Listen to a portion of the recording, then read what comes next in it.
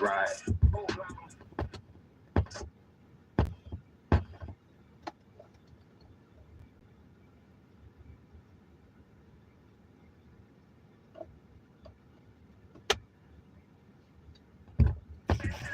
You made it.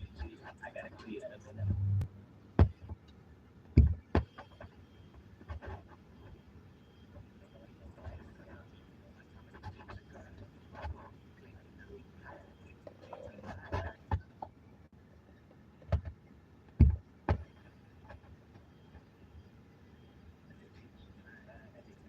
I'm a quarterback and I'm looking like big and I'm speeding. I ain't getting no ticket. I smoke the weed and when I finish, I flick it. Swerving in this bitch, but I never nick it. I'm putting her down on the knee like a midget. I come in there strong arming like I'm late. I swerving a strong car with shit. When knocking LaShawn John off his feet. He was running like Forrest, they hitting me flip. I roll like flip. Put it up in the pot like drip. Yo, a nigga don't stop till he enter that clip. So you don't want to see it coming off that hit. Better hear these words coming off of my lips. Listen, selling they sold for a couple of chips. I'm just keeping the cold while you rocking the six. You niggas gon' fold, I'ma stand on my kick. I told my mama I'ma stand on my team. I'm like Obama, yeah, I'm coming again. I'm cotton commas looking like I be winning. I still win from drama, fuck all the sin. I got these shades on my eyes like I'm pinning. I be so fly, so high, I admit it. If I die, then I'm lying and fibbing. If you trying, you get tied like a ribbon. Son, I'm lying, but I'm never kidding. If I never shine, then I'm never living. The bitch ain't a dime, then I never chillin'. If I'm cross the line, then I never kill 'em. No, I never kill 'em. I just look to see if Abba done sealed him. Keep it a tear if Abba ain't healed him. We do not care if you got him a billion. We do not fear, we don't be in our feelings. I'm holding the spear when I walk in the field. I'm selling that barrel, let go of my children. Staff in my hand like I'm a pilgrim. Running that water, the blood while you film it. Sitting that water, the flood, all the bill. No leave us, they hidden ones, I would revealed it. They hidden ones, I would revealed it. Peace, brother Chris. Welcome back.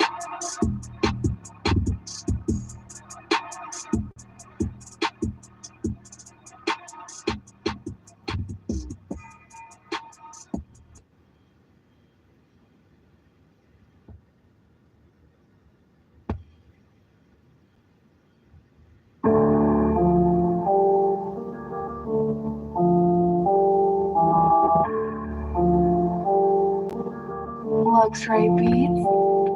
Fear God, fear God. Yeah. Fear God, fear God.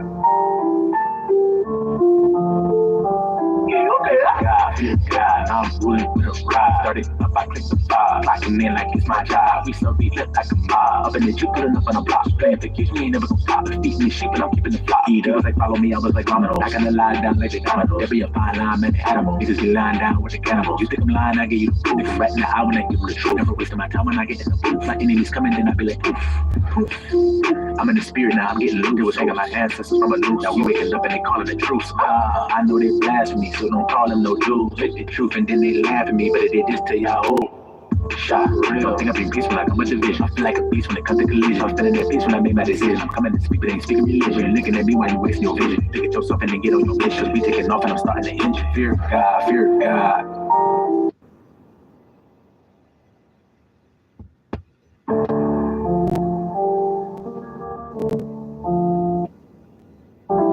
Fear God, that's how I live my life. Shining just like a candle of God, and I don't dim my light. And I ain't gotta rap like I be pop, cause I don't never bite. Yeah, I heard the pop and took the shot, but you ain't win the fight. When I'm in the black, I see him flopping, yeah, I look like Mike. Got my aura looking like a rainbow, call me Mike and Knight. Vibing high, I'm flying with the angels up just like I like. And I ain't got no time for getting tangled up, cause it's my life. Fear God. Luxray Beats. Yeah, home alone, Macaulay Culkin, gang stalking while I'm walking. They don't walk like they be talking. My mouth open like a shark. I'm coming for their hearts. Up the cons without a spur. Watch me shine up out the dirt. Watch this my favorite part. Licking down that outer nerves. Why they go and get their mark? I'm just dodging all these darts.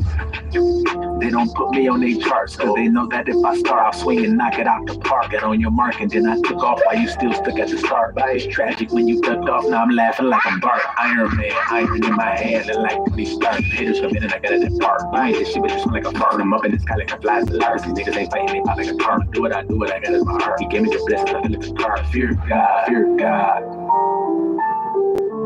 Peace, brother Carlton. Fear God, fear God. Yeah. Fear God, fear God. That's how I live my life. Shine just like a candelabra. Now I'm in my life. I ain't gotta rap like I be pop, cause I don't never bite. Yeah, I heard the pop, felt the shot, but you ain't win the fight. When I'm in the black, I see I know what you mean, Brother Carlton. I know what you mean. See, this is the mystery of the whole thing, man. He said he has some hidden ones. I think I was playing that song earlier. Let me go back and play that while I break this down what I'm about to tell you, Brother Carlton. Abba said hidden ones.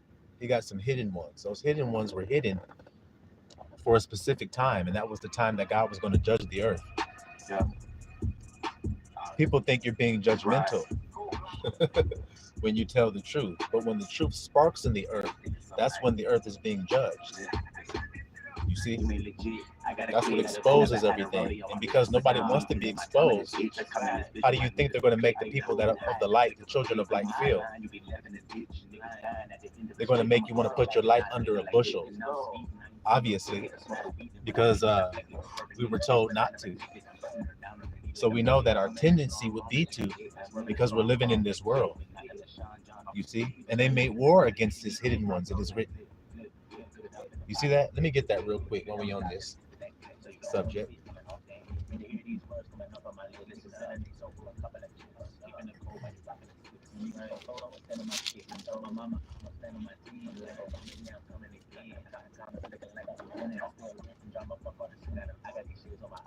Psalm 83. Before I read that, you said you were listening to the last live stream, Brother Carlton, right?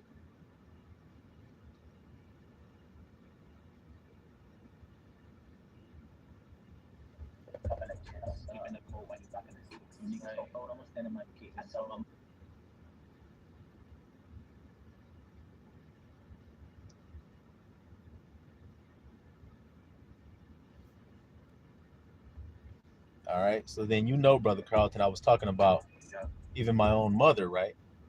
And how my mother was shocked when I was born again. And I was no longer acting like the same son that she had raised me to be. You see? I was now conformed to a new image. Remember I was talking about that? And remember I said we're the hidden ones? Now on that song, The Hidden Ones that I wrote, listen to this line. And then it's going to line right up to what I said in the last live stream. Listen to these words. My team, like Obama, yeah. Hold on. Let me get together.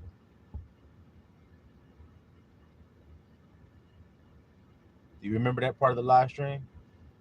When I was talking about my mama was like, oh yeah, man, who is this guy?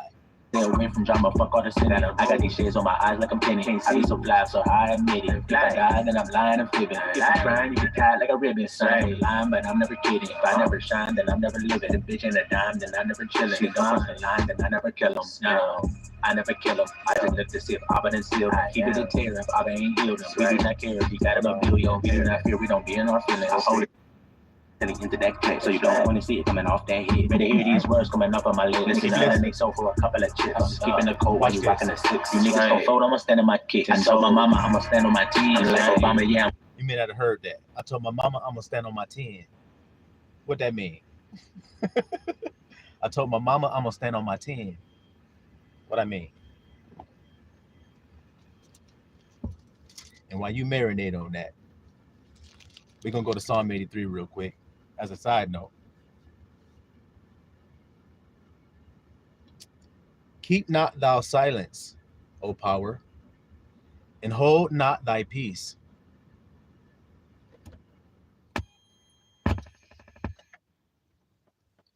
And hold not thy peace, and be not still, O power. For lo, your enemies, y'all hear that, little flock? For look, your enemies make a tumult, and they that hate you have lifted up the head. They have taken crafty counsel against your people and consulted against your hidden ones. See that little flat? They consulted against your hidden one. How do we keep these people, the children of God, how do we keep them from ever knowing that's who they are? Well, let's change their names. Let's put them into bondage. Let's change their heritage. Let's lie to them about everything about them so that they'll never know who they are, so that they can never be. Well, what is it about us being that make them so worried? What do you think it is, Brother Carlton? Yeah. Okay, so you heard the verse, you heard it. So I heard it as soon as I mean, I connected as soon as I heard it. Yep. That's right. That's the truth of the matter. That's why he wrote it in there for our sakes. Everybody don't understand those words when y'all should be like, if you love your father, your mother, your wife, or your children, or anybody else more than me, then you're not worthy of me. Only his little flock understands those words because they live them. That's how they know it's true. That's how they know their identity. His words. You see? Yahusha. Our identity is hidden there. So it's hidden in his state of being. He has authority. He speaks the truth. Our identity is that identity. You see that? But boy, were we raised in a world that tried to stamp that out before it could ever shine brightly. Light makes manifest. He said, let your light shine. So make manifest to people their truth. You know how uncomfortable that is? You know how confrontational that can become? Of course you do. Of course we all do. Because we were all treated like that. Every time we spoke the truth to power, as they say. We told the truth of a person, they started to change how they felt about us for the negative. Wasn't for the positive. Wasn't for the positive. You see? But he said they made war against the hidden ones of the Most High. You see that? And I just described to you who those hidden ones are. Those lights that they tried to make you put that under a bushel. You see that?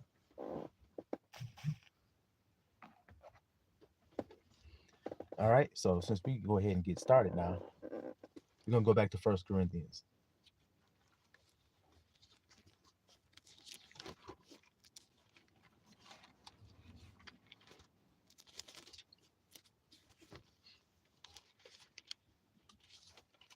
Now, we were talking about the gospel of the cross of Christ.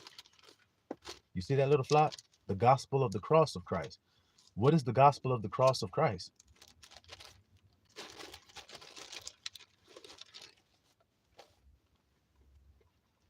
That's right, Brother Christopher.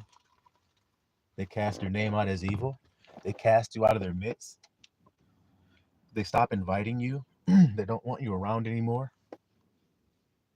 Because they're like, hold on, man. This dude exposing too much. I mean, we're not supposed to actually tell the truth about each other. Well, then why are you calling yourselves companions or friends or family? Especially family. Family believes loyalty is covering up lies for each other. Okay, so you're my brother, so never tell my wife that I'm cheating on her when we're together, all right? Yeah, brother, you're my brother. That's loyalty. I won't do that. I'm righteous. Do you guys see? People use all of these cliche lies, which is like family, friendship, and all of this, to make you a companion in lies and deception with them. Is that truly being friends? Well, it is if you go along with it. That's why you were told to come out of the world, that you be not partaker of her plagues. She gonna partake up some plagues, and you will too if you're connected to her. And I just described how you're connected to her.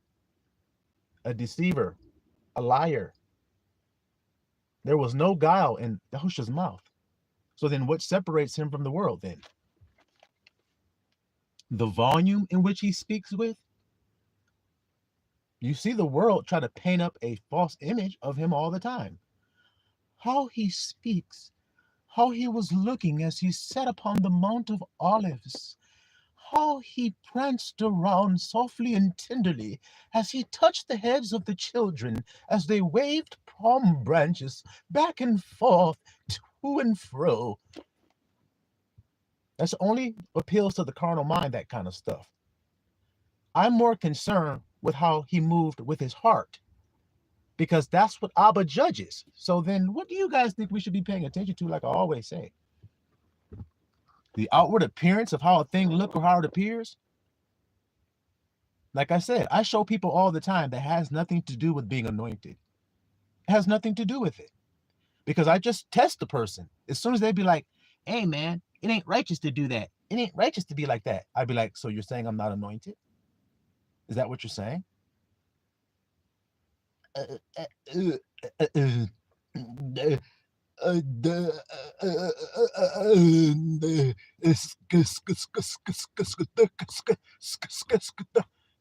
you can talk and talk and talk Neanderthal all you want. It's not going to help you here. I don't speak that language. So I don't know why you're wasting your time trying to speak it. It ain't helping you. So come on back to where we can understand one another and let's keep talking. No, grandson, no. Thought you couldn't speak English. Oh, shit. Yeah, I know. I know. Brother Carl said, I'm going to let my light shine. I know they going to hate. But at this point, bring it on. I don't care. Most of these people fake and scared. It don't mean I have to be. That's right. You be going to be.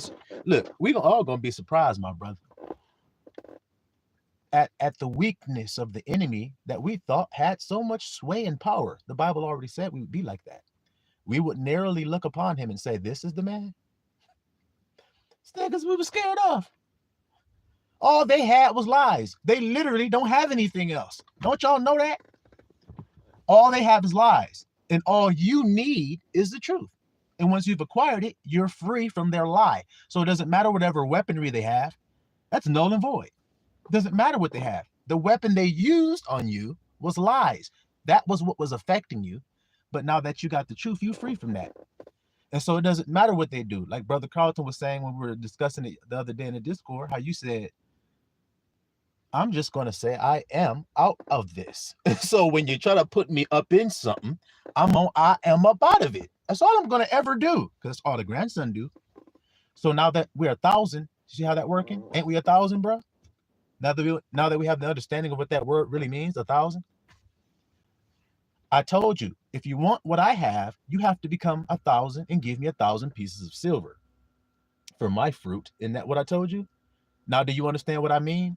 That means, like Brother Carlton, as an example, you can confirm this. That means when you came here to the School of Marvelous Light, you heard me teaching. You didn't just hear the words. You had to start doing something. You had to start doing what I'm doing. And now that you are doing what I'm doing, you're rejoicing as I am. Is that true?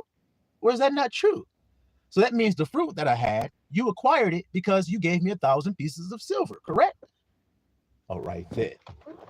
Right then. Well, let me not all right then before you confirm. You can confirm and then I'll go all right then. Go ahead. Brother said it's so true. As soon as I stand in my power, they cower. It's crazy. They be so scared I would stop moving in the way naturally to make them feel comfortable. Not anymore. I know, bro. Them words are so true that you're talking. This is how I know that you're knowing this from personal experience. Yes, brother. You can feel the tension when you being you. When you being that other guy, there's no tension because you know you have learned how to weave through it by acting. You see what I mean? We all have. There's no shame in it.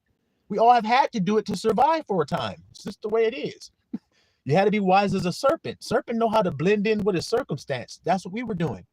Blending in with the circumstance to keep the tension down because we don't like tension and make us feel uncomfortable. Well, that means that we didn't like being who we was. See how that working? And the only reason we didn't like being who we was is because we thought we was that lie, but we're not. You see it? We are power. We are power. And once you know that, then you walk in it. And when you walk in it, here comes the tension. But that just means that you're doing what you're supposed to do. It's like anything, guys. Watch this. Anybody in this chat, I know it ain't but like a few people here, but any of you couple brothers that's here, have you played any sports on a team? Any of you?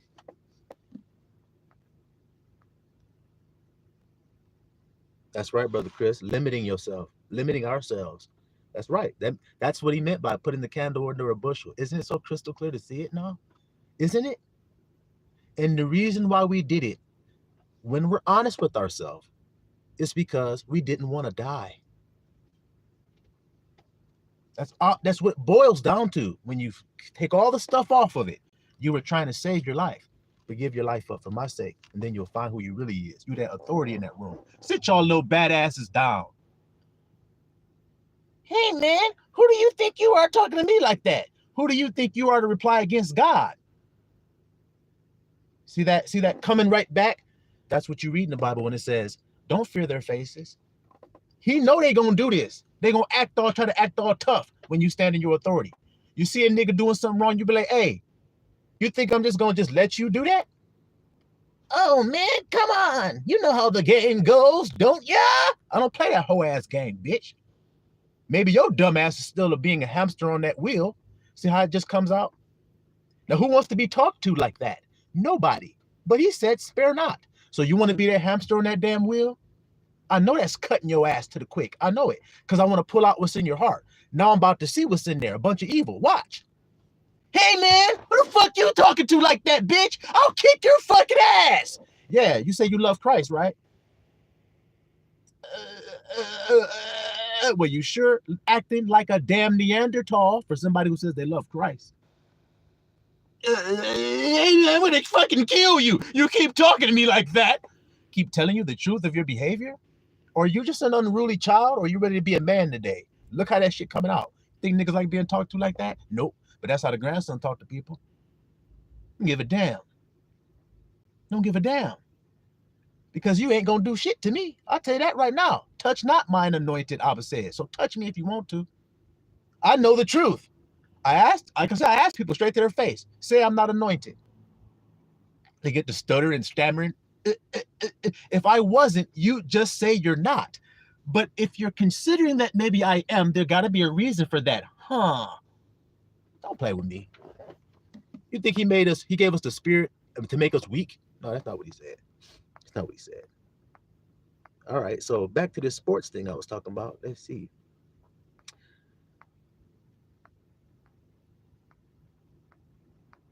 Brother Chris says, yeah, you be limiting yourself. He says to the point where it became natural. Come on, you see, brothers? You see it? You see it? We are 1,000. What's the word I'm really looking for here? We are dang, what's the word I'm looking for? Maybe it'll come to me in a few ticks. But he said we were doing it as if it became natural. That's right. We started to believe we were that guy. See? As if it's normal to hide your true self, and it ain't. It's not. You see? Brother Carlton said, I'm tired of acting. I'm burnt out on this shit. If they gonna hate me, at least I'm comfortable. I'm gonna do me in I am's name. That's right. That's right. We're at that point now, see? Because I told you, man, we surrounded that particular part of our body. Now watch what I'm about to say, and then you guys just say whether I'm lying or not. Hear what I got to say, and then y'all just say whether I'm lying or not. I mentioned the athlete, right? Now, you said you play football, Brother Carlton. Okay. Me too. What position you play? I was a running back. I was a running back. I grew up out, like I said, I'm from Detroit, so you know who I was watching growing up? Barry Sanders, man. So I saw that dude. I met him in real life one day at a gas station in the middle of the night. I'm like, Barry. I'm like 10 years old. I'm like, Barry, that's you. You're like, hey, man. I'm like, hey, yeah, I want to be a running back just like you. And I was. And I was tough, boy. I was tough. I'm not going to play that sport. But you know how it feels, right? When you're about to have a game and the game is about to start, you feel some feeling in particular. How would you describe that feeling, Brother Carlton?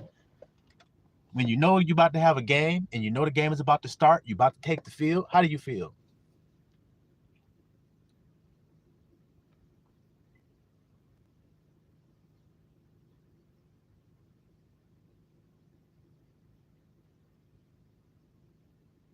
Okay. That's right, man. Had a ball in your hands. It's a good feeling, right? So you said butterflies in the what? Come on. You see how that working? Butterflies in the what? Like I said, y'all gonna know I'm telling you the truth. butterflies in the stomach. So then you feel that feeling before you about to go do you, before you about to be yourself. You see what I'm saying? You about to put on. Now, this is an athlete. This is a boxer. This is a track star. This is a musician. Right before they get on, they feel the same feeling. You see that? In the gut. That's right. So where did I tell you that Abba had us at? Where did I tell you guys that we were located at?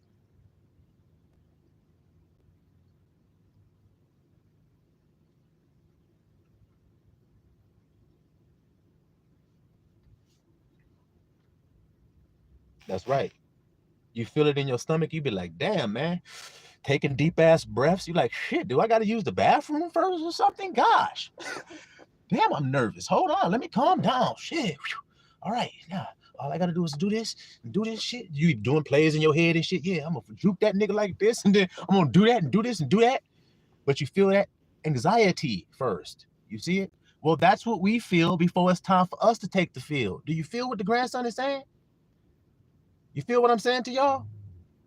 That's the same feeling we feel right before it's time for us to be us. And it's because of that feeling, we sit on the sidelines. Do you feel what I'm saying? Because of that feeling, it causes a nigga to sit on the sideline. But he won't have no glory sitting there. He won't know what he can do sitting there, will he? Nope. Nope. He won't know what he can do.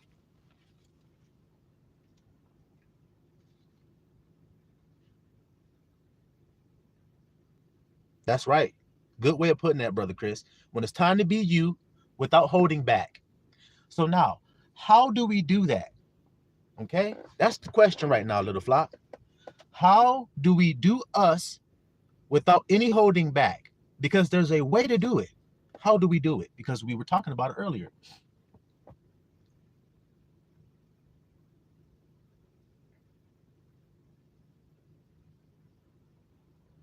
That's right, Brother Carlton. It's so, man, like, man, I've been in situations where all kinds of times where I've had this feeling. Like I said, playing sports, being a musician myself, man, going on stage, I still feel like that. If I was to go on stage today, I'd be feeling like that. I'd be like, oh, shit. Woo-hoo, shit. Okay, calm the hell down. Gosh. Ooh, why can't I shake this feeling? Damn, this anxiety. Shit. Ah. You feel me? And then I just force myself to do it. But see, the thing is, you're not confident when you just force yourself to do it. You're not confident. He wants you to be confident and bold in this shit. So then when you're a king and you're sitting on your throne, just consider it for a moment. When you're a king sitting on your throne, how would you let people talk when they're around you? See? And then when you start actually being like that around people, they start being like, wait a minute, dude. Why are you acting like that? Because that's what I am. So that's why I don't tolerate dumb shit being talked about around me. I have no interest in vanity. So if you want to speak vanity, then go that way. Don't waste my time with that. Oh my God, man, I thought you were cool.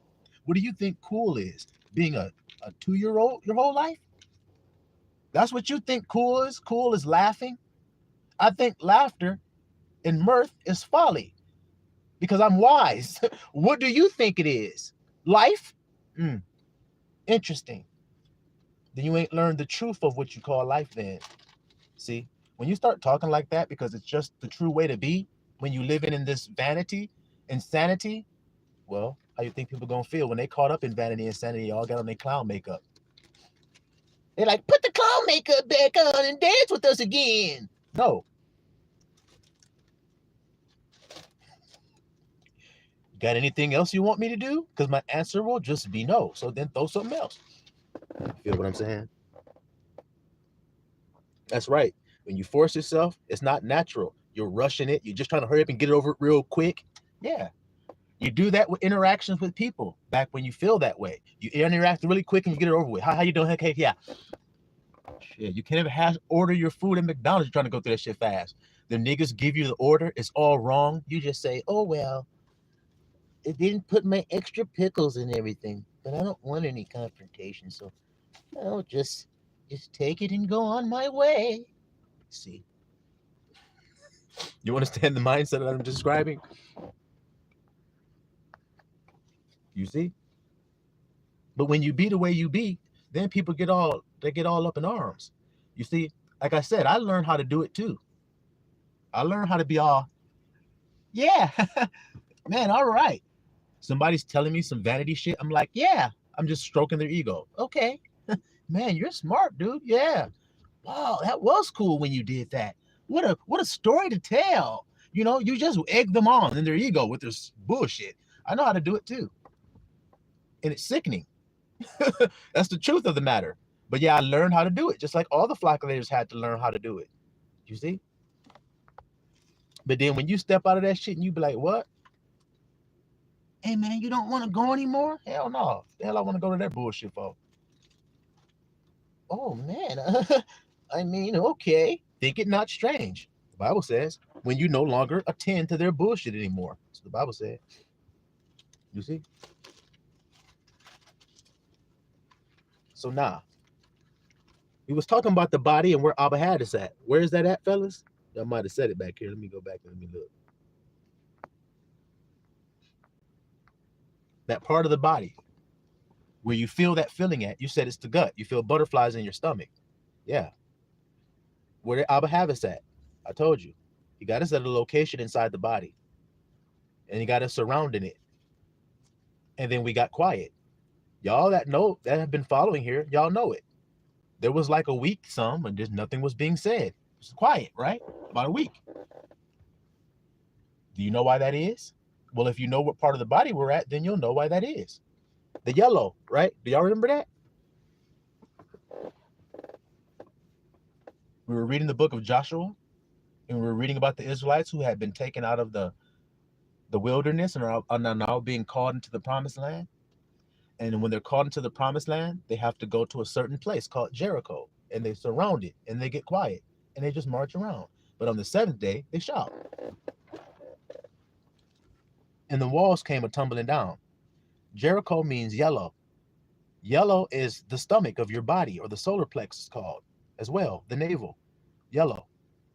That's your belly. That's where you feel those feelings at. That's where Satan's seat is. Satan's seat is in your gut. So then you see how those feelings keep you from being who you are? Those feelings that are being produced there, you're heeding to them and you're not being yourself because of the feelings you feel being generated from Satan's seat, correct? It has become your God. It is who you submit to. No, you need to overcome that nigga. Overcome fear. That's all it is. That's the agonia you're feeling. Doubt, fear, that you will not succeed at what you're trying to do. In football, you're trying to win the game. Doubt starts to creep in. Damn, there's some big ass niggas across the field. Shit like that. Oh shit, I heard these niggas is undefeated. God damn. Damn, did you hear about their quarterback? I heard that nigga got all kind of scholarships and scouts looking at his ass. Oh shit, that's what we playing against? God damn. See those kinds of thoughts? That creates agonia, the Bible calls it. The feeling you feel before it's time to be you. But if you be you, then it don't matter what the hell they got on their team. David taught us that. All you got to do is be you. He was being him, and look how everybody hated him. Look at Joseph. He was being him, and look how everybody hated him. But he was a king all along. And then when his brothers came groveling, brother, oh shit, they didn't even know he was their brother yet. So, Pharaoh's second in command. We're starving. Do you possibly have any corn or anything for the sons of Jacob? Now this is Joseph. Of course, his brothers don't know it. Yeah, I got some food and whatnot.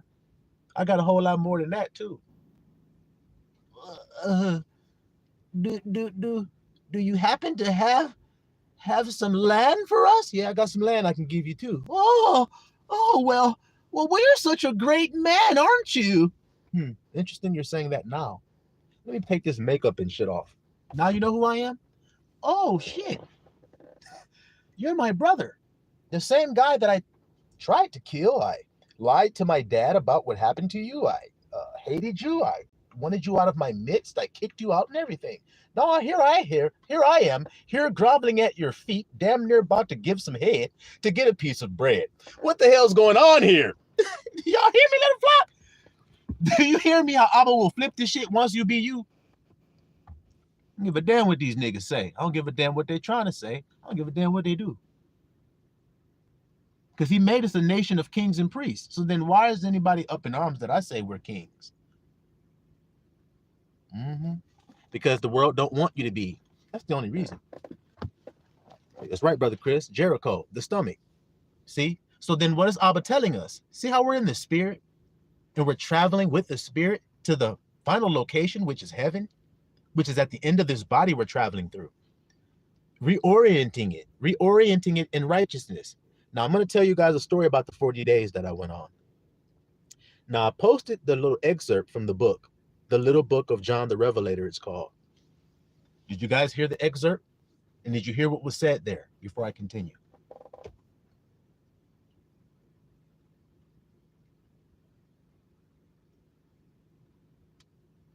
That's right. They hated Joseph, man. They envied him. They wanted him dead. That's right, Brother Carlton, because he knew who he was, but needed him later on in that same position. That's what I mean. Oh, we need some corn, man.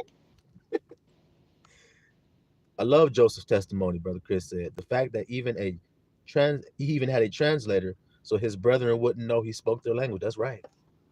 That's right. And so when they were speaking Hebrew to each other, Joseph could understand everything they were saying.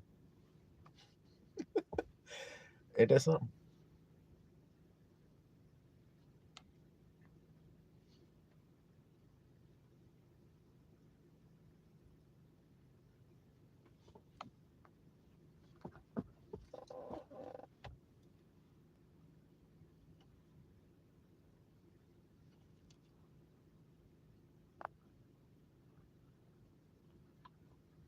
Okay, so what was my last question now? I lost my train of thought. I'm thinking about 2 or 3 things at once. Let me make sure I stay on task.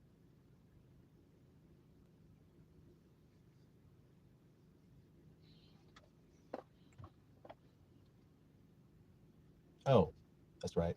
About the excerpt. Okay? The excerpt says that righteousness is set up in the earth. Thank you, Brother Chris, the short video. That's right. That righteousness is set up in the earth by Melchizedek. Y'all see that, little flock? Of course, righteousness is set up in the earth by Melchizedek, because what does the word or the name Melchizedek mean? What does Melchizedek mean?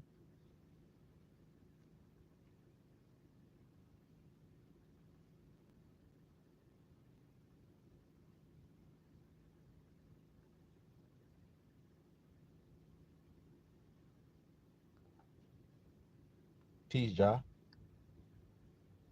I was going to talk about the 4. Yep, I'm about to get to that. Yep, and how it coincides with this short video. What does the word Melchizedek mean?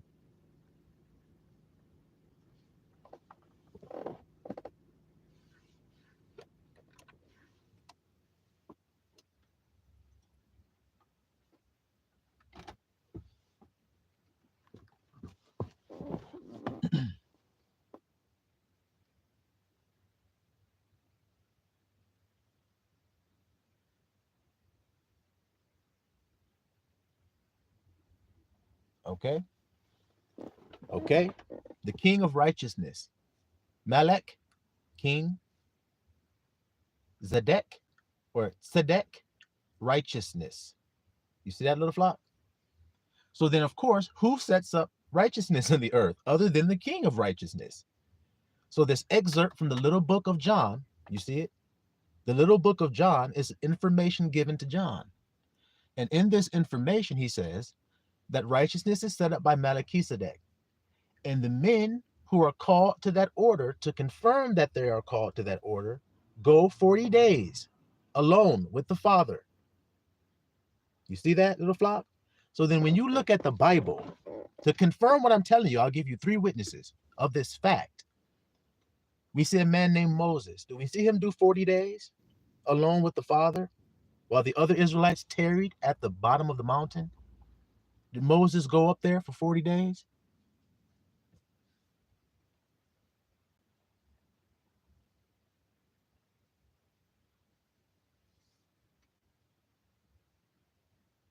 And once we confirm that, then we have to go to the new covenant. Did Yahusha go 40 days along with the Father?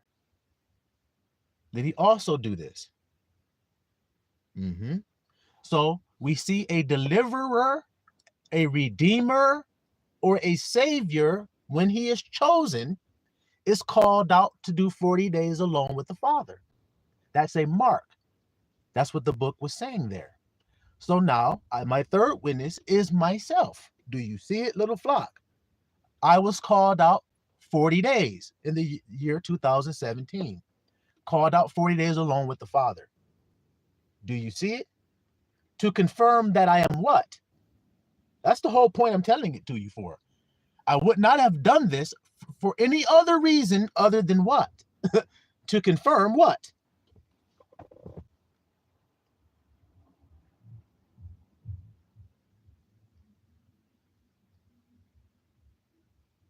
That's right.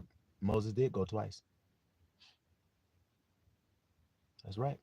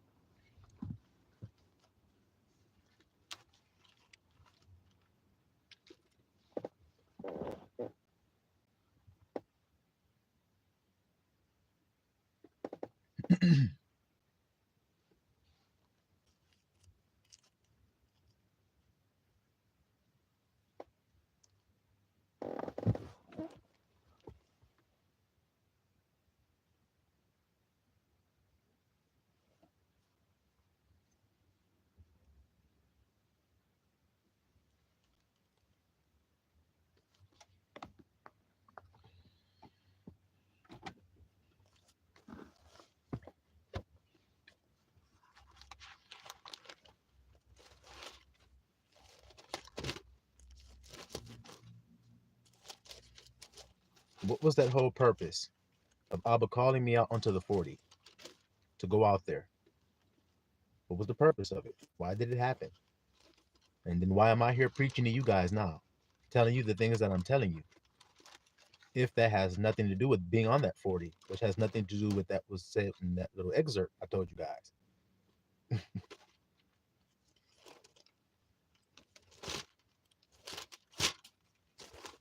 Nah. Why y'all marinating on that? Let me get back to Corinthians here.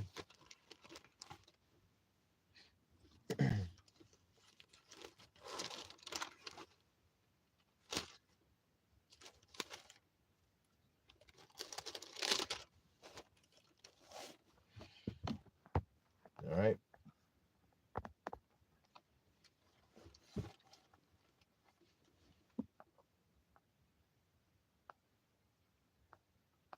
Now, like I said about the 40, before I get back to Corinthians, this is about reorienting the body in like fashion to Christ's body. Do you see it? It's about conforming the image of the body to Christ's image, taking it out of one body into another, taking the corruption, putting it off, and putting on the incorruption. That's what I'm talking about today. In the 40, Abba had me do something, and I'll share it to you guys, share it with you guys, what he had me do every day while I was out there. He would have me touch, upon waking up, he would have me touch certain parts of my body with my hand. And when I would touch this certain part of my body, I would reorient it in righteousness. So I would reset that eye up in righteousness because it had been distorted in unrighteousness and in sin.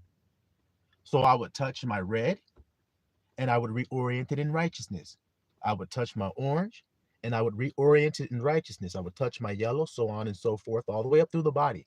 I would do this every day. Now the manifestation of that is coming to pass. Do you understand what I'm telling you? It's now happening outward, which means now you all are learning how to now reorient your eyes in righteousness, because I'm teaching you how. The red, the orange, we're at the yellow now. You see, the lower passions were overcome, which is the only way you're even here today. You couldn't be here if your lower passions were not overcome, because you'd be too offended at me to even listen for 5 minutes. You'd be too in the red.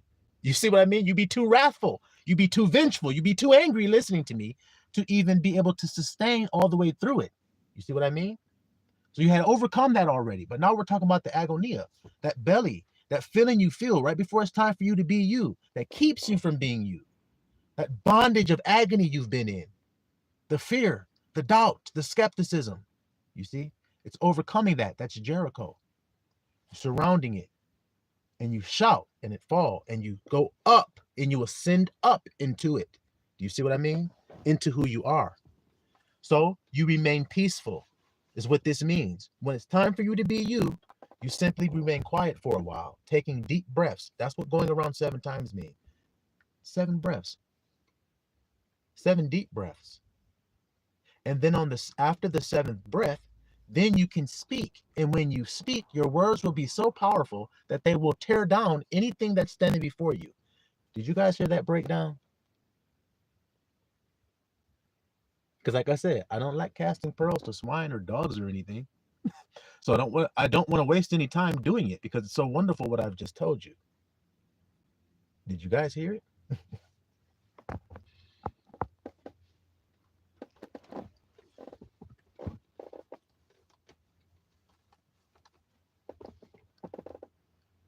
You can't go to heaven if you don't overcome your lower passions. You will not go to heaven if you cannot overcome the agonia that keeps you from being you. You see what I mean? It's a way to overcome that. And like I said, if you don't know it, I'll help you understand it today. Because we're ascending up, because we got more traveling to do. We got more traveling to do and more reorienting to do. Do y'all follow me? Y'all understand what I'm saying? Do y'all follow me? And do y'all understand what I'm saying?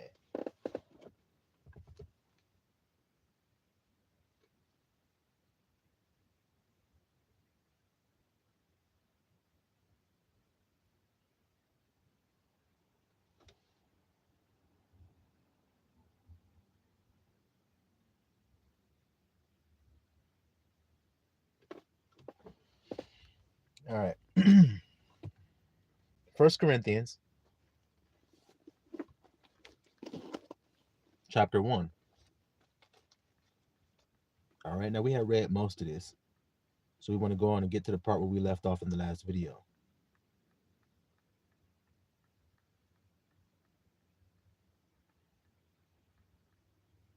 Okay, verse 17. 1 Corinthians chapter 1, verse 17. For Christ sent me. Who sent him? Christ. Not to baptize, but to preach the gospel, not with wisdom of words. So what that means, little flock? When he says not with wisdom of words, what does he mean?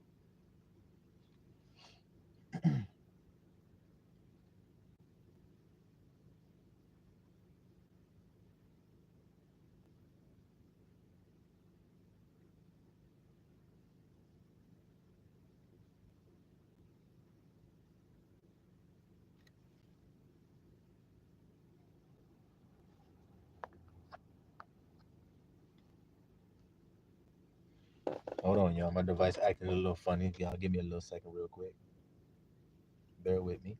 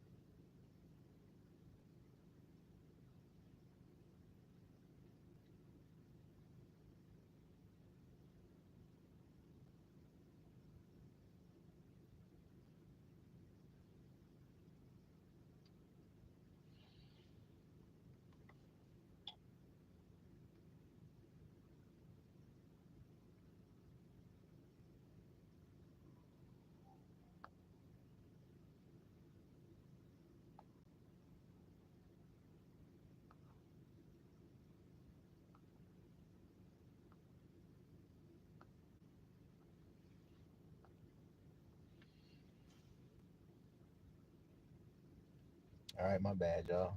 Like I said, my stuff was tweaking over here. All right, let me get back to this chat. All right.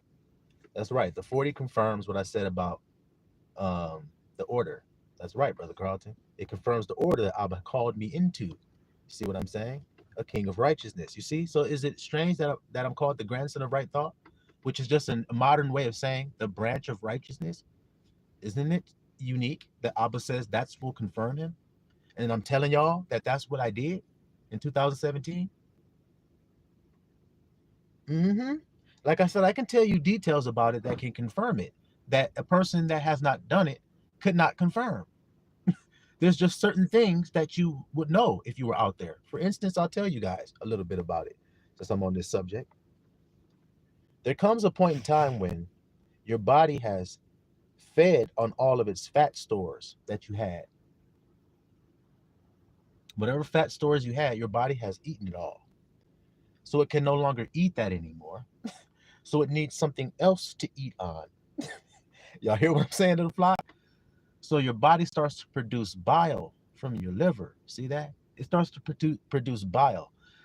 And the bile starts to come up your esophagus involuntarily. There's nothing you can do to stop it from coming up.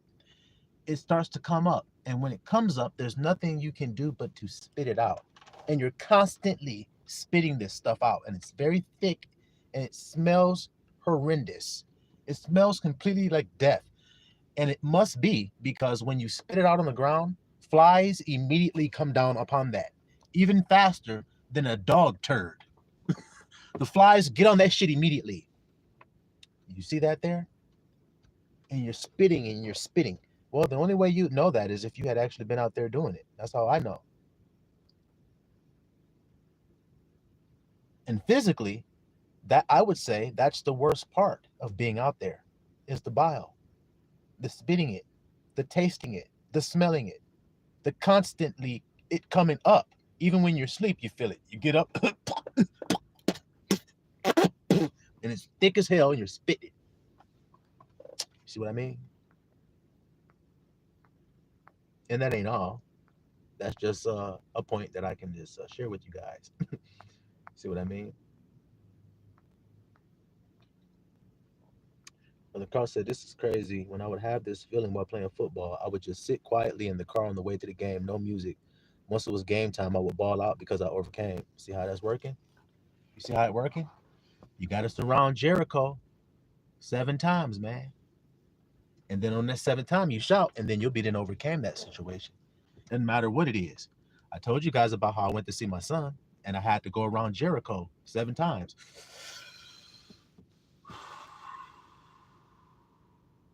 That's 1 time.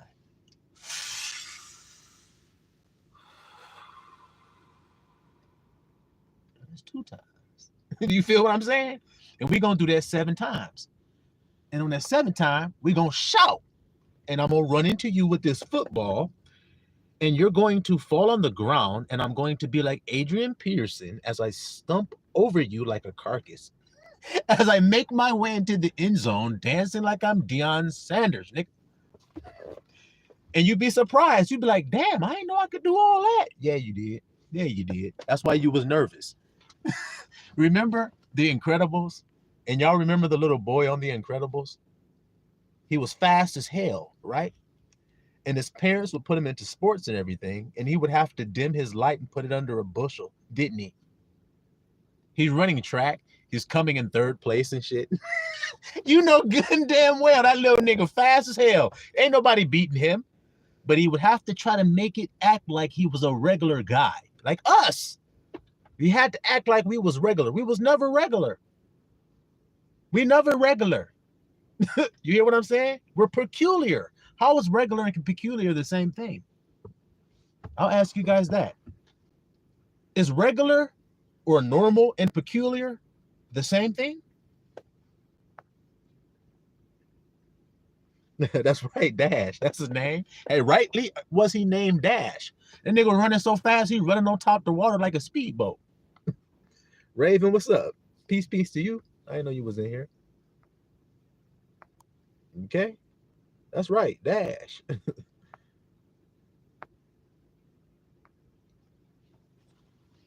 So he had to dim his light, coming in third place and everything. Like I said, that's what we was doing. You see? All right, so that we wouldn't stand out and get noticed. All right, 1 Corinthians. Back to 1 Corinthians. Okay. So he says, I didn't preach the gospel with words, with wisdom of words. That's where I stopped. With wisdom of words. What do you mean by that, little flock? That's right, Brother Carlton. That's the only reason he was doing it. Remember, his parents was on the side like, faster. Wait, slow down. Okay, that's right there. And then he came in third place and shit. You remember? Yeah, man. That was us. You see, having to dim that light. I told you about Dragon Ball Z. Maybe people that haven't seen Dragon Ball Z don't know. But there's Gohan, and he's just a crybaby, and he's just as scared as can be. He doesn't believe in himself. He doesn't even know what he's capable of. But Piccolo, the one who was training him, he knew what Gohan was capable of. And he said, once you know who you are, you will laugh at your fears. That's what he said. See that there, little flock of letters? So is it any different for us? Once you know who you are, you're going to laugh at your fear. It's just that damn simple. You see it? And then if you know the story about Gohan, he went face to face with Cell. Now, for those who don't know, Cell was like pretty much an unstoppable force because you had to destroy every cell of this nigga for him to not regenerate. Sometimes you blow him up and you thought he was dead and it'd be one little cell floating in the atmosphere and that nigga would completely regenerate back powerful again. You like, damn, now I done used all my power up and now you're back full power again. Shit. Vegeta, come help me with this nigga. Oh shit, he didn't beat Vegeta's ass. What are we gonna do? Gohan, your ass, Goku, your ass has been whooped. Vegeta, your ass has been whooped. Everybody else is dead. So then what are we gonna do here? Goku was like, my son, I wasn't worried. My son gonna kick his ass. They were like, yeah, right. That little pipsqueak, look at him. See, I'm just paraphrasing for those who don't know the story. But then Gohan had to fight, and he saw all his friends get killed. He had no choice. He was the last soldier left, so he had to fight Cell, and he defeated Cell. And remember, you have to burn up every piece of that nigga, every cell, in order for him to be defeated. What did you think Gohan did? He blew that nigga up to smithereens. So then he was a lot stronger than he thought he was. He was a lot more capable of the job than he thought. Yeah, that's the story for us. It's a story for us. You see it? You know about it, Brother Chris? Oh, yeah, man. Mystic Gohan, unstoppable, man. He had basically unlimited potential. He held himself down to whatever level he was at on his own. He could have went through it limitless, but it was all in his mind. You see what I'm saying? And his mother, watch how this goes, little flock. Speaking of mothers and how they're training you up to be a good guy and everything, what did Gohan's mother, Brother Chris, you may know since you seem to be familiar with Dragon Ball, what did his mother want him to be? Look how it all connects like Lego. What did Gohan's mother want him to be? That's the way it always goes, don't it, Brother Carlton? The weaker from sight overcame the stronger. That's right. That's right. Isn't that the way it always goes with Abba? We're about to get into that right now. See how this is all going? See how the spirit is moving? You see it? So what did Gohan's mother, Chi-Chi? That's right. She was on his ass. She like, study those books. I don't want you fighting. I don't want you training. I don't want you being around your dad out there in the field learning that kung fu shit. I want you to be sitting right here studying these books. If I hear you say Kamehameha one more damn time, I'm going to whip your ass. That's how his mother was. She was heavy on that nigga. She wanted him to be a good student, to go to school, to get good grades and become a good citizen. That's what she wanted him to be. But all along, he was the savior of the world. You see what I mean, little flock? Without him, they were toast. A child. Gohan was a child when he did that. It's all story, telling a whole same story, little flock. You see it? You see it? So he had to sneak out away from his mother and what his mother had taught him so that he could learn what he really needed to learn to be him. And he had to go out in the wilderness, didn't he? Yes. And he had to get hard from being out there in the wilderness. Learn how to be brave and overcome his fear. Isn't that right? Yeah. See how this is all going? All right. So let's see if it connects like Legos. How Abba uses things that look weak to conquer things that actually look strong. Let's see. He says, so I didn't come preaching the gospel with wisdom of words. You see that, little flock? I keep hitting that point right there. He didn't come to preach the gospel with wisdom of words. So then is he going to sound like some wise guy when he speaks? Some wise man that you're used to by the world standards when he speaks to you? Is he? Is this not the same man that said, I am rude in speech? Is this not the same man? I am rude in speech? Yes, it is the same man. See how that goes, little flock? I ain't speaking with wisdom. Matter of fact, I'm rude when I speak. But not in my knowledge, not in what I'm actually telling you. It ain't rude. The wisdom I'm telling you isn't rude, but the way I sound when I'm telling it is, it's the same man. You see? He was chosen by Christ. He said it himself. He was sent by Christ. So Christ sent a man who doesn't speak with wisdom.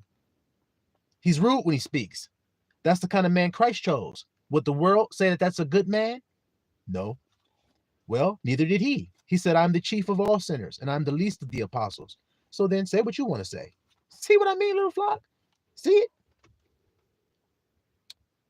So I did not preach with wisdom of words, lest the cross of Christ should be made of none effect. What that mean? We breaking down the deeper things. What does he mean when he says, I preach it without wisdom of words, so that the cross of Christ should be made of none effect? So if, in other words, if I'm trying to speak the gospel with wisdom of words, I'm making the cross of Christ of none effect. What does that mean? What that mean? If you don't know, the grandson gonna help you, because that's what I'm here to do. What do you mean?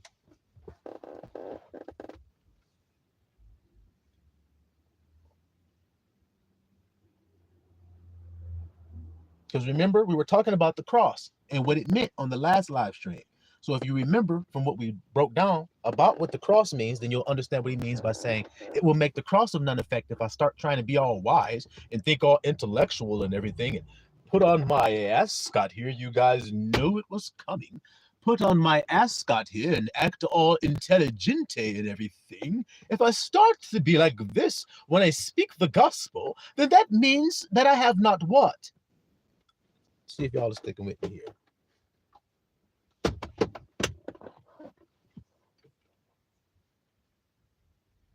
It means you use reasoning to understand it.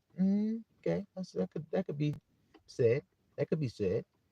You're not using faith. That's true. That's true. But remember, he says it makes the cross of Christ. What does he mean by saying that? The cross of Christ of none effect. Why does he say the cross of Christ? Why does he say that? That's in particular what he's making null and void by speaking all wise and all reasoning and with intellect and all that stuff. Brother Carlton says the goal of the word would not come to pass because he focused on sounding good. Okay, you're getting hot. You're getting warmer. You're getting warmer.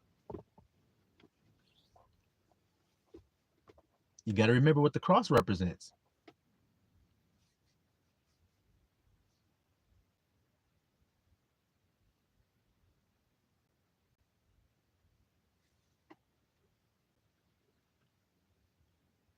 And of course, of none effect means useless or vain or empty.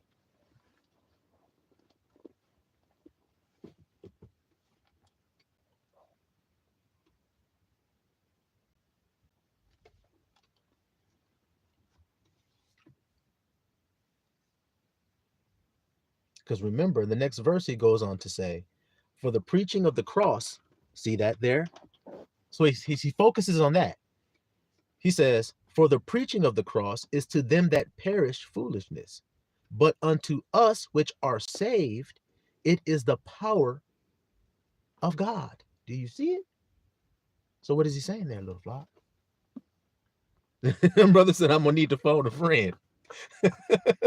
Well, you got a friend, brother. So go ahead on and call. Yes. Oh, you would like to know the breakdown? No problem. We got it for you coming up. Little brother Cut in the building. Peace to you, Flocka, later. All right. So the cross of Christ should be made of none effect. That's what we were focusing on. The cross of Christ means you have given your life up. Your will has been given up. Like Christ said when he said, not my will, but your will be done, Father. He said that when he felt agonia. Remember, in the Garden of Gethsemane, he felt the same feeling. He was sweating blood and everything. He was asking his friends to watch and pray with him. Do you see? When it was time for him to do the thing that Abba called him to do, that's how he felt before he did it. But he still went forth and did it because he had to do something first. What did he have to do first? He had to die. Don't you see it? He had to die to his own will. He had to die to his own desire because he said he did not want to drink the cup. Let it pass from me. Nevertheless, your will. So then what is he telling us all? Those moments we've discussed in this video, when it was time for you to be you and you stuffed yourself because you were afraid of that you would be killed. See, you were afraid you'd be crucified for it. You see what I'm saying? You were afraid of that. That's why you didn't do it. Then you did not die to your own will. You sought to save your life and you lost it by doing that. You had regret when you did that. That's losing your life. You had shame when you did that. So now it's time to be you without apologies. Well, the only way you can be that way is to die. You see it? To who you thought you were, to the old thoughts and feelings you had concerning yourself. You must die to it. You must give up your own will and accept the will of the Father for you. If this is your will, Father, then let it be so. And I confidently step into it because it's not my will. It's yours. Not my will. My will is to be afraid. My will is to duck and dodge this shit. My will is to walk the other way. My will is to not drink this cup, to let it pass from me, but not my will. See what I'm saying to you, little flock? Isn't it beautiful how much he loves you? To sit in that feeling with you. He said that no man goes through things he doesn't understand. He understands everything, and he can comfort us because of that. When he knows when it's time for you to be you in its totality, that means you got to die to everything. You have to give your whole will up. You see it? That's the cross that is being preached. That's the cross of Christ, that you give your will up. So do you see how it's connected here when he says, I don't preach with wisdom of words. If I were doing that, then I'm doing what I think. See what I'm saying? But I don't think if I'm dead. So then the Spirit will tell me what to say. And then that's what I say. I don't have any judgment about it because I don't judge myself because I'm dead. So then how could I judge myself if I'm dead? I'm crucified with Christ. Do you understand what I'm saying to you? And as long as you stay in that state, then you don't have any fear because it's not you. It's I am that's doing all the work. That's what Christ came to teach us. I can of myself do nothing, but it is the Father who does it. And the Father's not afraid. The Father's not doubtful. The Father's not skeptical. The Father's not fearful. He's not double-minded. He's single-minded. I conquer. I am conquering. I am overcoming. So then if I feel these other feelings, then they're vanity. They're waste. They're not real. I die to them. That's giving my will up. Do you see what I mean, little flock? Take no thought. Isn't that what he said? Matter of fact, did he go further and say, take no thought for your life? Is that what he said? Since I've come to remind you of everything he's taught you, did he say that? Take no thought for your life?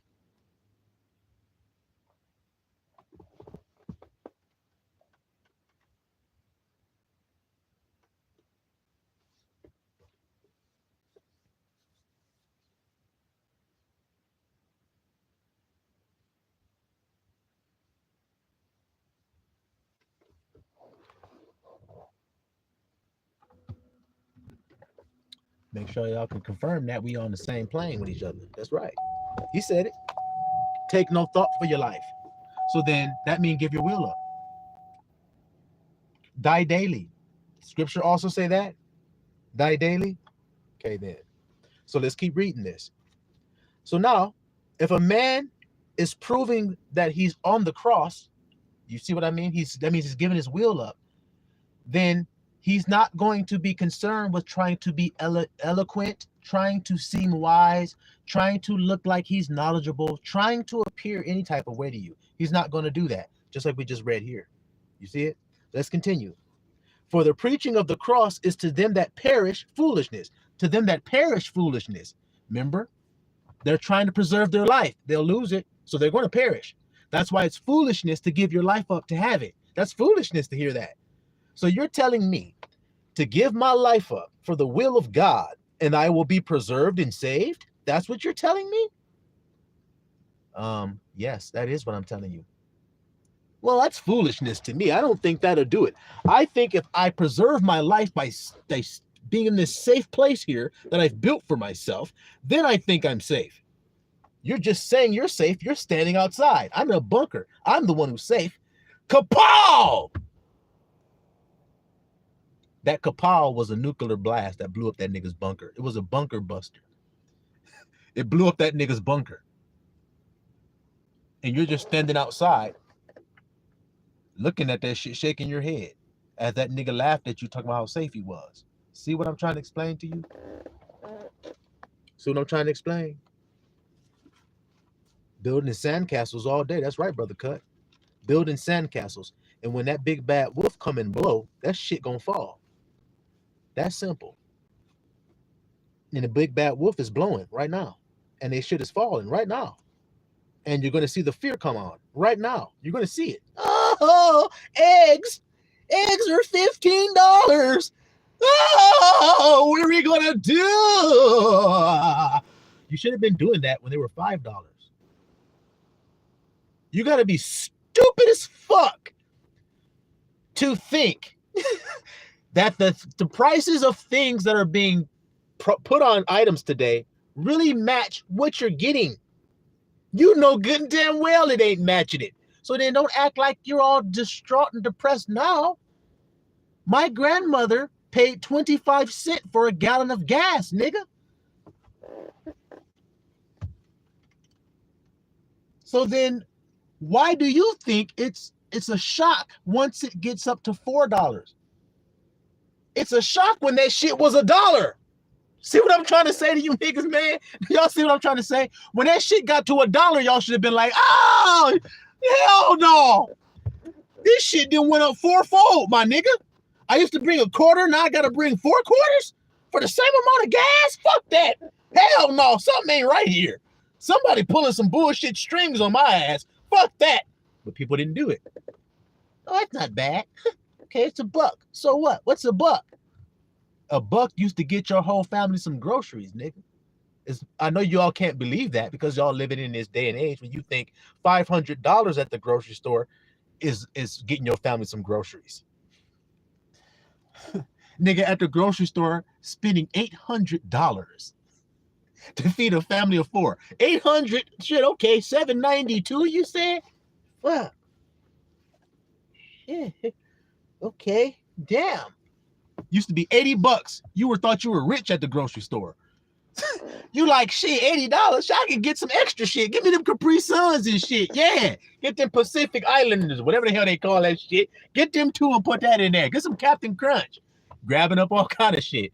Now your ass in there like, you go to a restaurant, You go with a girl, you're all feeling yourself. Yeah, girl, shit, I'll take you somewhere nice. She's like, oh yeah. She sit down, she start ordering. You're like, oh, you see it ching, ching, ching, ching, ching, ching, ching, coming out of your pocket. You're like, damn, girl, you're having a good time eating or something? Shit. How much more better shit can you order than that? I look at the menu. I mean, it was some $14.99 shit here. You didn't even look at that.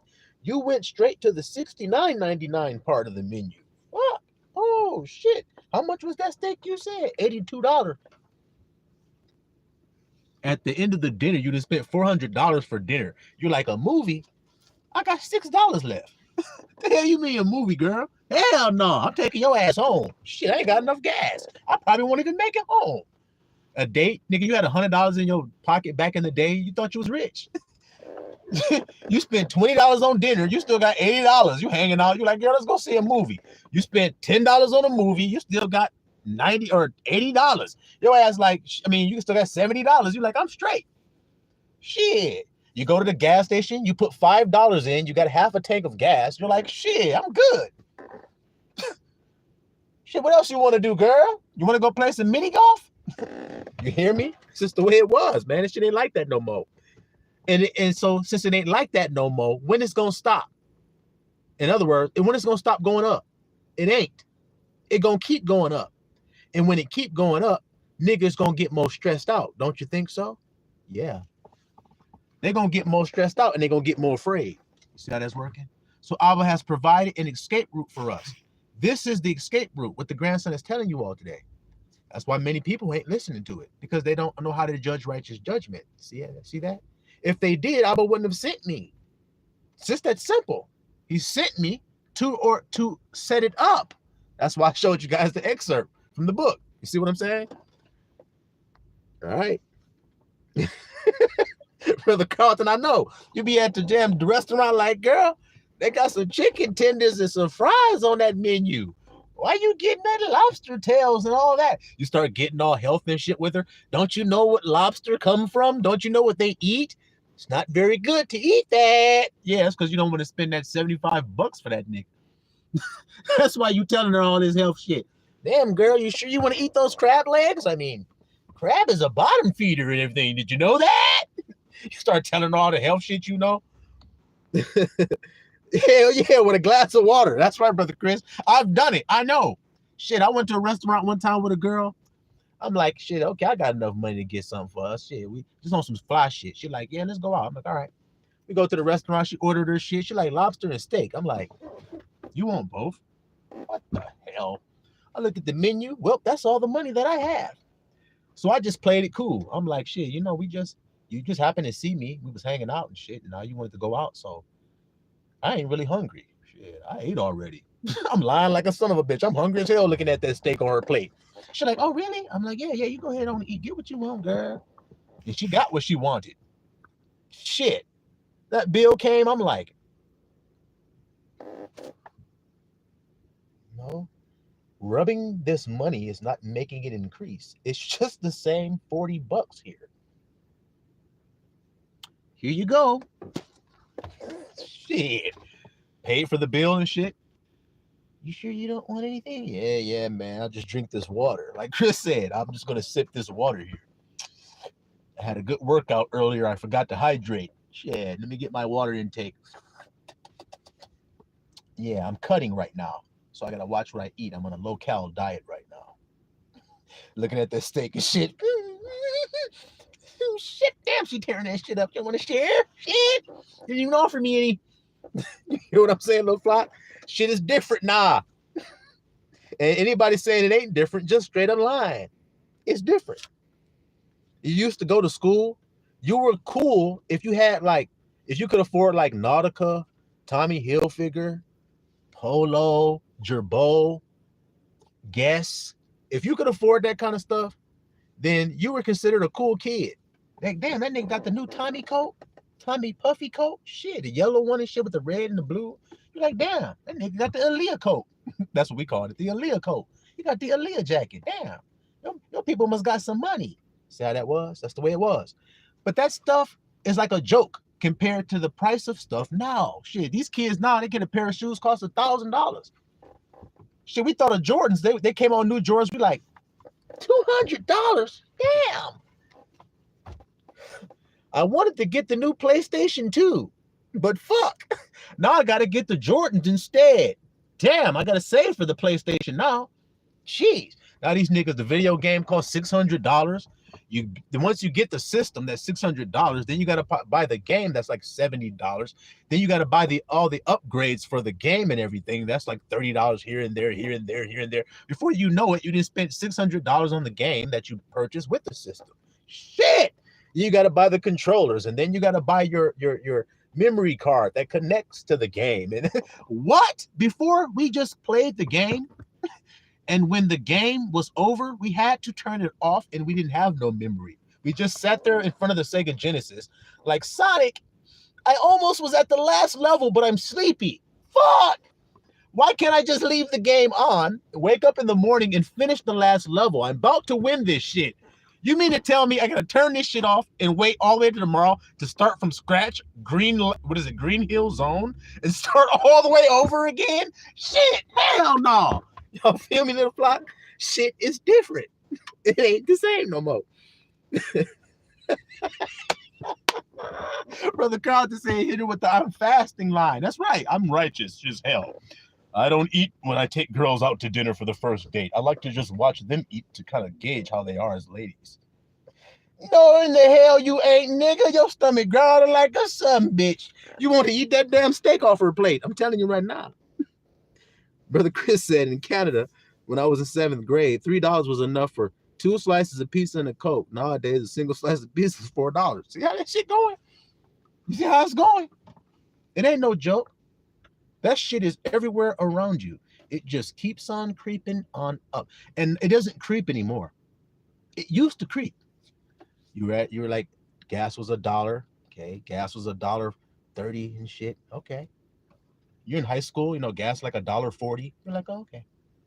You graduate high school, gas is $2. 2 years out of high school, gas is like $2.50. You're like, oh, wait a minute.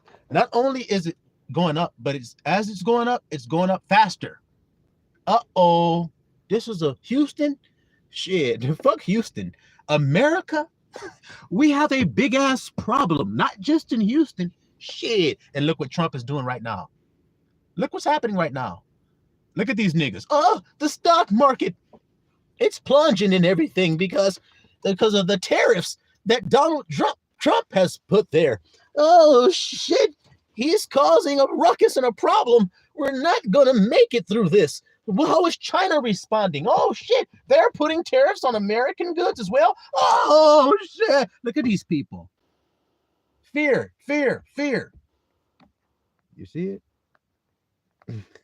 Y'all silly, man.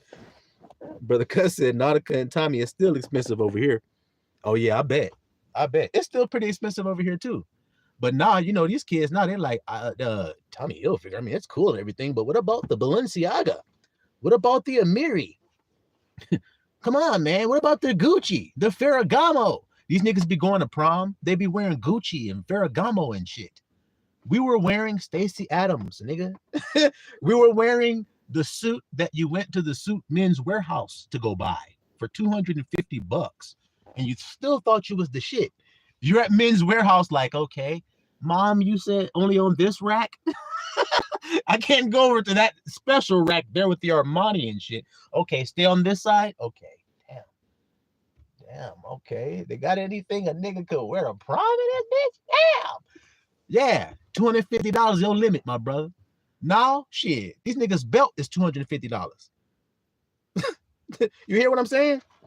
It just keeps on going up. We used to go and get our father's old car and take our girl to prom in that shit. We go clean it up as best we can and shit. Our cousin or somebody let us use their car. We're like, oh shit, he got the whip. It really wasn't shit. It was a let's say a 300 or something. And you thought you were doing it. You see? Not today. These niggas are pulling up in the damn Rolls Royce to prom. They're pulling up in the fucking Lamborghinis, nigga. You feel what I'm saying? Shit has changed, like I keep saying. That mammon then tore these niggas up. That mammon tore these niggas up. You see? All right. So now that we have confirmed with the cross of Christ, we went off on a tangent there, but we back. Now that we confirm what the cross of Christ means and what he means by making it of none effect, you make Christ's cross of none effect when you start to establish your own will. When you take God's name in vain, is you're establishing your own will. Y'all understand the connection of that? I am unsafe is vanity. You took his name in vain, and that is your own will. God does not put you in a situation to say anything like that. That's why he always says, fear not, stand still. Don't worry about a damn thing. Isn't that what he be telling us? So if you do start worrying, then you have made the cross of Christ of none effect. The cross of Christ, Christ being on that cross was to show you how to give your own will up, to give yourself up in the face of even death. You see it, which was holding us back from doing it. The fear of losing our life. Nope, you got to give it up to get it. See it? So he made us free.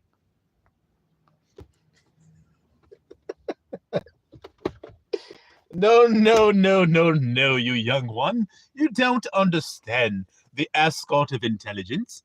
This thing could never be bought for a measly $250. There's no fucking way I could ever part with my escort of intelligence for such a low price. Could not do it. I could not do it. It is worth vast more than that. Can't you understand what you're saying by insulting me with such a low number? Gosh, golly, do you not understand what the escort is capable of? If you knew, you would not have offered me such a lowball offer. Being silly, y'all. Being silly. All right. Back to Abba. For the preaching of the cross is to them that perish foolishness. See? But unto us which are saved, it is the power of God. For it is written, I will destroy, listen at that word, I will destroy the wisdom of the wise. See? I will destroy the wisdom of the wise. Look at that. So people who seem to try to think that they're wise in every damn thing, what is Abba going to do to them? Destroy it. Bring it to nothing. That's what I'm doing by telling you the truth of the Father that I told you these people of the world have not taught you. Once you have those eyes that see that, then when you look at these same people, these same preachers of the earth that call themselves shepherds, preachers, pastors, prophets, I don't give a damn if it starts with another letter P. They call themselves by all those P letter names and all this shit, but they're not telling you about the Father's name and how you're taking it in vain, then they're not righteous. And then once you see that, then you know that everything else they're doing is vanity. It's only to hoist up more praise for themselves. That's the only reason they do it. They do everything they do to be seen of men, to look wise in front of men. Men have an idea of what wisdom is, so people try to put that image on. I ain't putting on no damn image because that ain't what wisdom is. Wisdom is not a false ass image. Is it? Right there. So watch this. Let me go back a little bit. For it is written, I will destroy the wisdom of the wise and will bring to nothing. Listen at that. Bring to nothing the understanding of the prudent. Look at that there, little flock. Where is the wise? Where is the scribe? Where is the disputer of this world? That's what I be saying. Bring him on. Where is he? See, people like to wag their head when I talk and say, oh, that guy's talking some bullshit. Well, then prove it to me. Stop telling other people about me. Tell me about me, niggas. Stop being scared. See, that's my attitude toward the world. Stop telling yourself and other people how you feel about me. Nigga, tell me how you feel about me. Why won't you? See, that's my attitude. That's what we're reading here, actually. You see? I was like, where's the wise? Where's the scribe? Where's the disputer of this world? Have not power made foolish the wisdom of this world? See? Anything a nigga think that's wisdom when he comes to me, I'm going to crush it down with the truth. I'm going to crush it down with the truth. So then step on up with what you think is wise. See? That's my attitude. See it? Have not power made foolish the wisdom of this world? For after that, in the wisdom of power, the world by wisdom knew not power. See, because they thought they were all wise and everything in their own conceit. They didn't actually know God. They thought they did, but they didn't. Watch this, little flock. Listen good. It pleased God by the foolishness of preaching to save them that believe.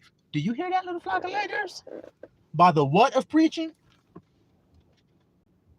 It pleased God that by the what of preaching? Somebody confirm that I didn't tweak out and hear something crazy right there. That I heard the real truth right there. Did I?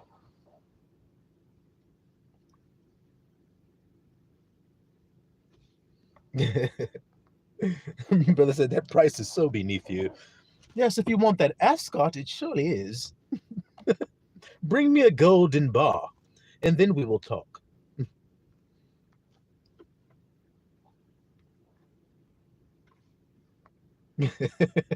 Y'all silly. I ain't see all this. Talk about it's made with Persian silk. Yes. Can't you see? Look at the design there. Look at nice and good. Persian. Xerxes himself was wearing this ascot when he traveled in with his 1,000,000-man army into Greece. He was wearing this particular ascot. You didn't know?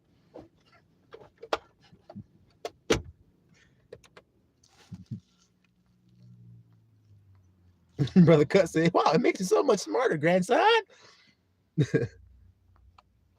All right. The foolishness. That's right. So you heard it right.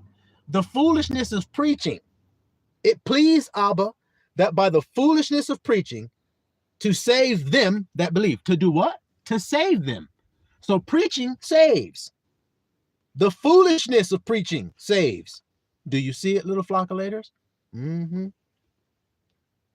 But we preach. Oh, no, I went too far. Let's go back a little bit.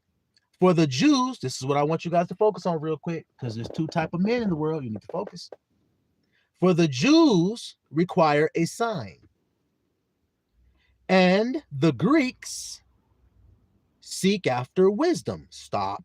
What that mean, little flock? So we don't speak with wisdom when we preach. We just talk straight out. Plain speech, it says in another place. That's how I speak. I speak plain speech, not eloquent, not all educated, using big fancy words and all that. I don't do that. I use plain speech when I talk. I use simple to be understood words. Why? Because I love you. And if I love you, then I will speak simple to be understood words, just like you love your child. You do not go to your 2-year-old toddler and start going, no, son, what I need you to understand here is that when you go to the party there, what I need you to do is I need you to dispense of your outer garment there first, not due to in your diaper there. I need you to dispense of your outer garment and then take it forth off and then take your diaper there and unlatch the simple snaps there on the side. Take that. You don't do all that. You use simple language with your baby. Hey, baby, come on. Come on. Dada. That's me. Dada. Yeah, you, what's the baby's name, y'all? Luke. Luke. You Luke. That's how you talk to your baby. Simple to be understood stuff, because you love him. And you know he can't understand all that eloquent crap. So you use the foolishness of preaching to save a soul, like the grandson do. See what I mean? You see it? But now when you're preaching, two type of people listening. You got Jews. Now Jews require a sign. What that mean, little fly? Let's see. He says the Greeks, what do they need? They don't need a sign. What do they need? Well, he says they seek after wisdom. So now, the Greeks are looking for this. Hello, welcome everybody here to the School of Marvelous Light. Today we will be studying the scripture. We will be going step by step, precept upon precept, because what we would like to do here is illuminate the mysteries of God in their clarity, one upon another, without leaving a stone unturned. You see, that's what Greeks like. Greeks like Candace Owens. Greeks like Shapiro, Ben Shapiro. That's what Greeks like. They like people who are eloquent. People who can speak very good, very fast, very clear, very seemingly educated. That's what Greeks like. You say something that seems to blow people's minds or things that are deep. Oh, wow. Ooh, wow. People also like gurus. They're sitting there, you ask them a question. Yes, well, let me think about this for a second.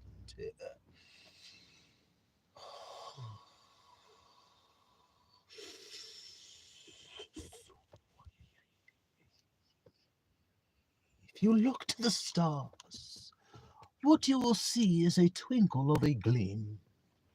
That twinkle of a gleam is something that will tell you the future. When you look upon that gleam, know within thyself that surely 4 days from that gleam, you will walk into a very prosperous situation. See? Superstition. Ooh, they like that kind of stuff. Do y'all understand what I'm saying to you? That's what Greeks like. You hear me?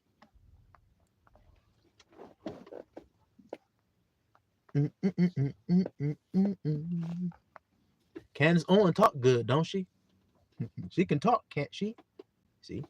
A lot of people respect her just simply because of that, even though that has nothing to do with righteousness. I described it to you. I don't use wisdom of words when I talk. She might, and so many other people that stand before men on a silver screen, they do too, but I don't. Maybe that could be why they didn't put my ass on that silver screen. That nigga like to tell the truth too much. Keep his ass away from the silver screen. I know. So now we talked about what the Greeks like. What about the Jews? The Jews need a sign, don't they? So now, grandson, you said you're sent from God. Well, then prove it to me. See, I am proving it by what I'm telling you out of the word. No.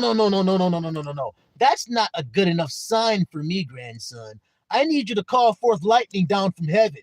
That's what I need you to do. Something like that. Then I'll believe you. You see it? So then I'm not appealing to either one of those guys, am I? See how this goes here? I told you guys, you have to be the man in the middle.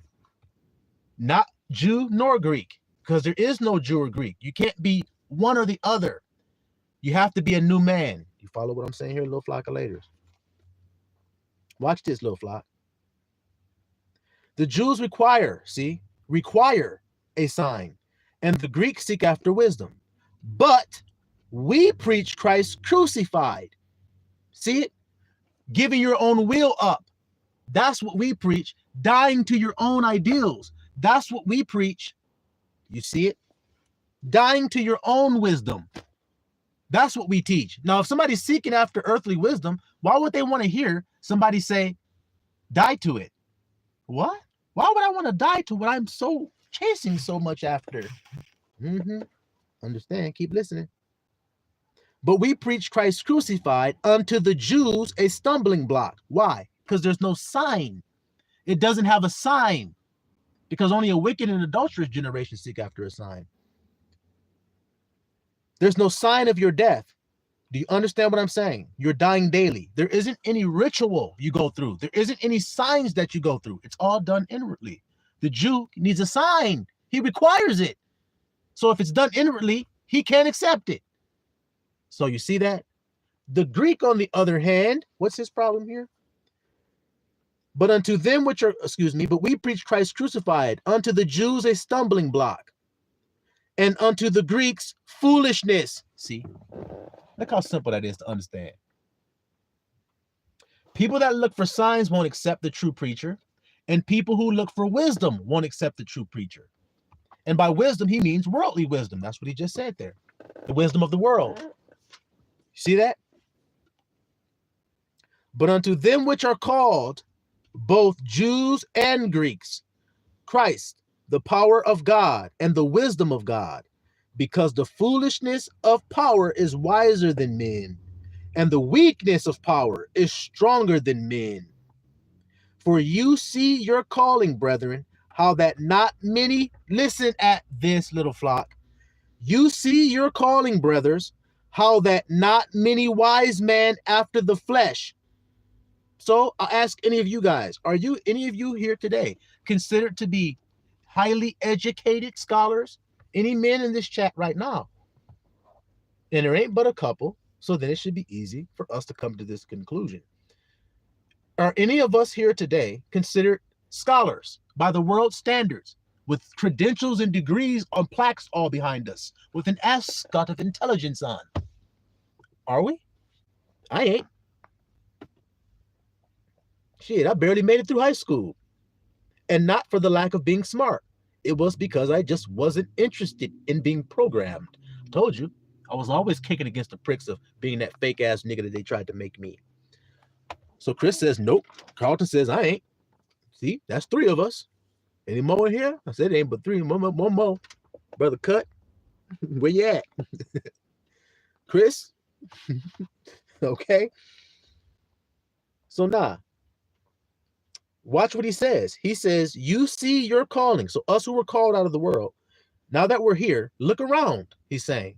Now that we look at each other, he says, not many wise men after the flesh are called.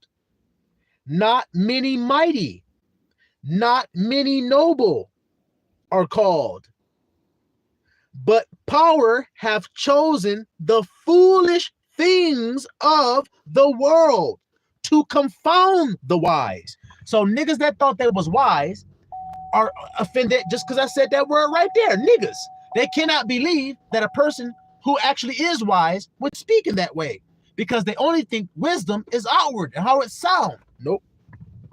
It's the intent of what's being said, because that's what God judges. And you're going to tell me God is not wise?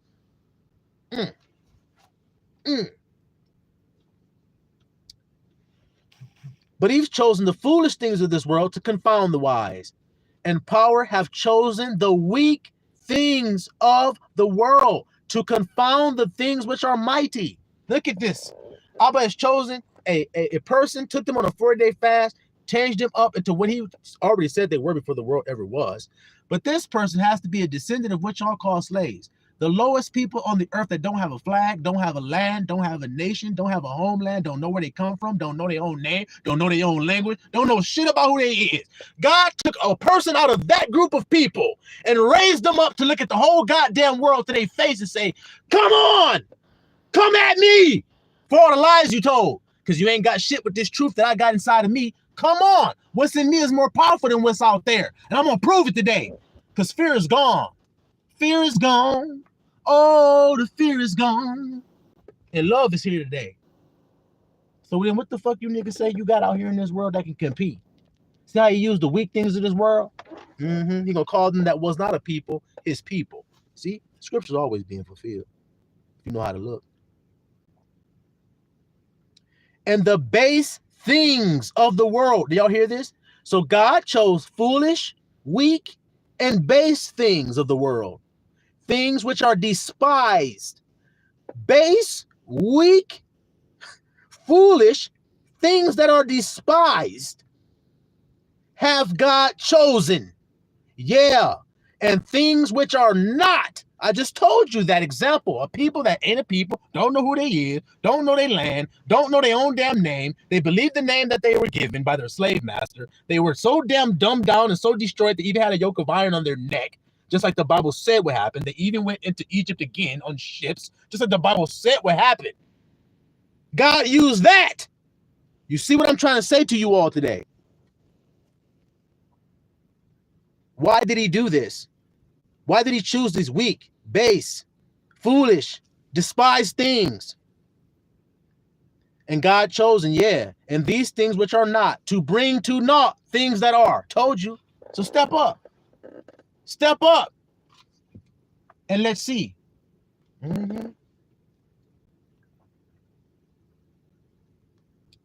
That no flesh should glory in his presence. Hear that? But of him are ye in Christ Yahushua, who of power is made unto wisdom and righteousness and sanctification and redemption, that according as it is written, he that glorieth, let him glory in I am. And ain't that what we do today, little flock? We don't talk about ourselves from an egotistical perspective anymore because we understand the cross of Christ. When we're speaking of ourselves, we're speaking of I am, and we understand and know that. So now we speak truth to power. We no longer take his name in vain. Isn't that simple to understand? I hope that it is, because that's the message for today, little flockulators. You see it?